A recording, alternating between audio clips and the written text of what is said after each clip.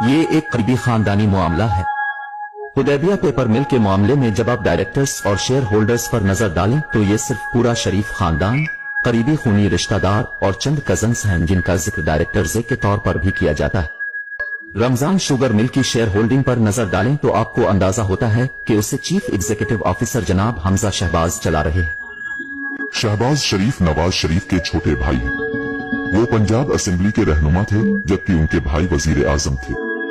उन पर शरीफ खानदान की मलकियत वाली कंपनी रमजान शुगर मिल के जरिए 10 करोड़ डॉलर की मनी लॉन्ड्रिंग का इल्जाम है। उन कम तनख्वाह वाले मुलाजिमीन के नाम पर अकाउंट खोले गए जो मत में नहीं आते। इन अकाउंट्स में पैसे जमा होते थे और आखिरकार वो हमजा, शहबाज शरीफ, सुलेमान, शहबाज शरीफ और खुद शहबाज शरीफ के अकाउंट्स में जमा हो जाते थे। दरअसल ये फाइलें जो आप यहाँ देखते हैं, इसमें नाम दिए जाते हैं, ये बैंकिंग दस्तावेजात देते हैं, चालान देते हैं, वो सब कुछ जो उन तमाम बैंकिंग रिकॉर्ड्स में दर्ज है, कम उजरत वाले मुलाजिमीन के नाम देते हैं। यहाँ एक मिसाल है, आप उसे देखें जनाब मसूद अनवर, वो उसे जनाब शहबाज शरीफ के नाम पर जमा करा रहे हैं।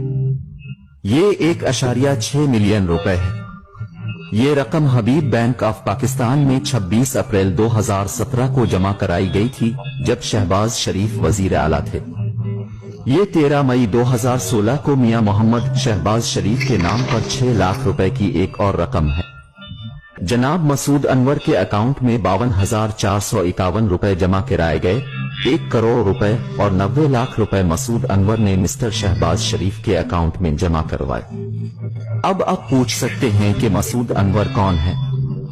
वफाकी तहकीकाती इदारे FIA की जानिब से की जाने वाली इस तहकीकात के मुताबिक मसूद अनवर थे शरीफ खानदान का निचले दर्जे का मुलाजिम। आपके अपने खानदान का रुकन वजीर खजाना है और आपका दूसरा भाई वजीर आजम है।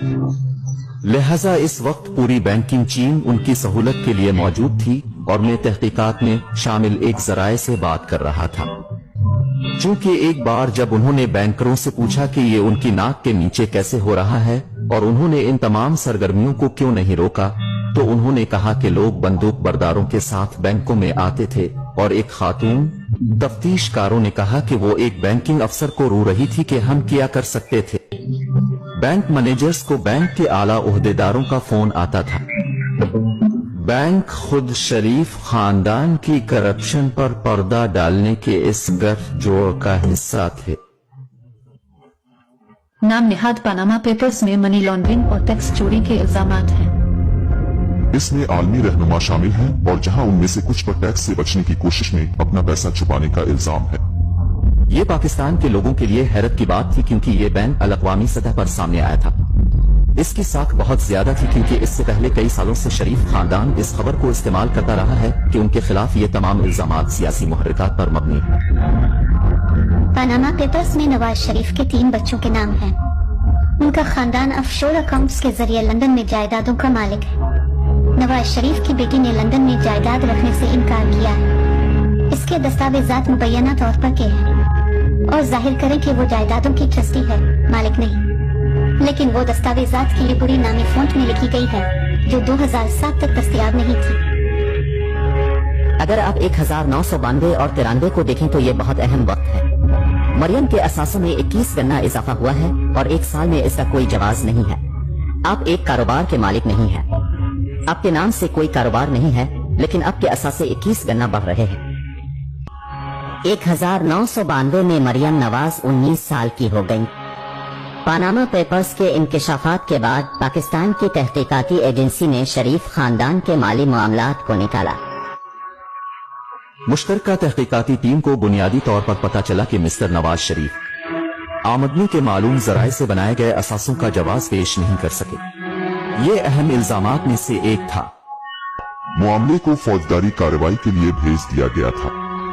फौजदारी इस्तिगासा में एक मुकदमा था जो तकरीबन 1 साल तक चलता रहा और इस मुकदमे में नवाज शरीफ की तरफ से इनकी दौलत की असल लंदन में उन 4 फिल्म फेयर्स की वजाहत के बारे में एक भी जवाब नहीं आया।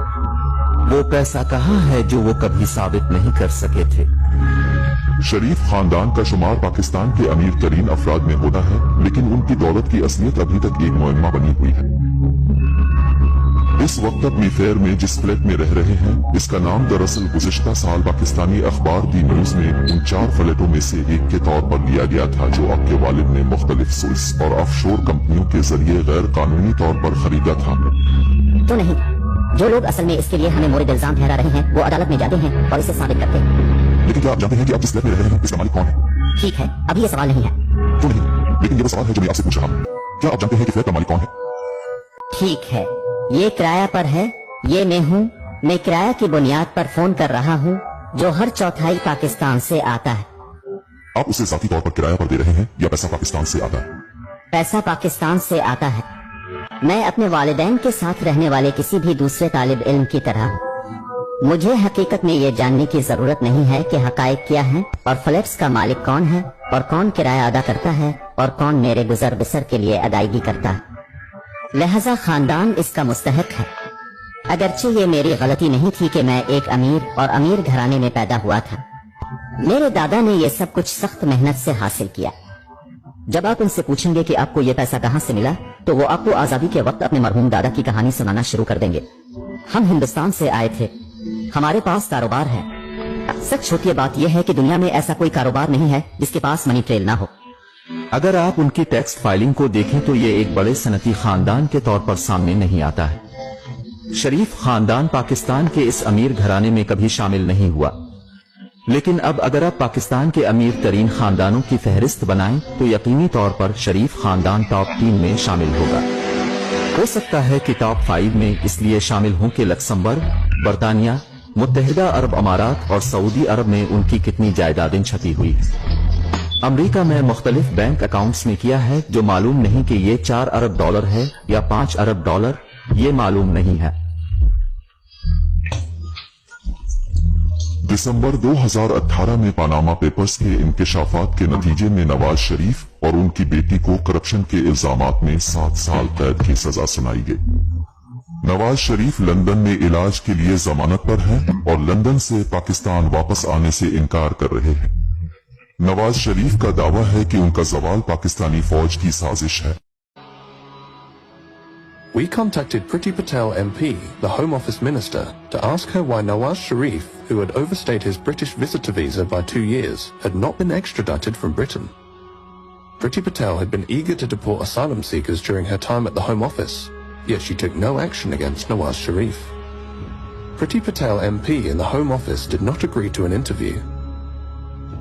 We also contacted the National Crime Agency.